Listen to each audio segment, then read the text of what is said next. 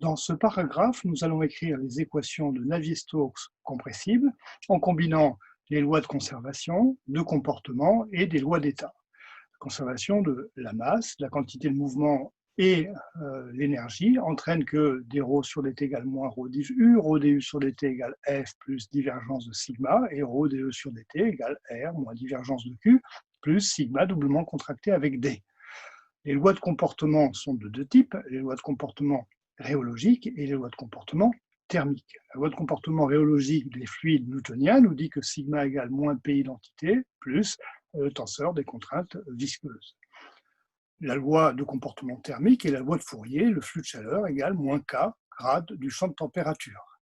On ajoute deux lois d'état issues de la thermodynamique, donc la pression est une fonction de ρ et de t, et l'énergie interne est une fonction de ρ et de t.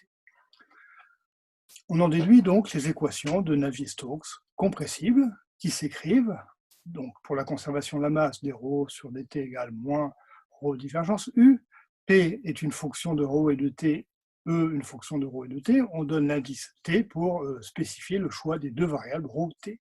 On a l'équation de conservation de la quantité de mouvement avec la divergence de sigma qui est calculée en fonction de gradient de divergence u et de Laplacien de u. On a l'équation d'énergie interne qui fait intervenir divergence u au carré et d doublement contracté avec lui-même.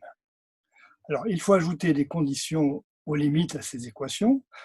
Donc, les conditions aux limites thermiques, dans un premier temps, consistent à imposer le flux sur une partie de la frontière ou imposer la température sur une autre partie de la frontière, donc conditions de Neumann ou de Dirichlet.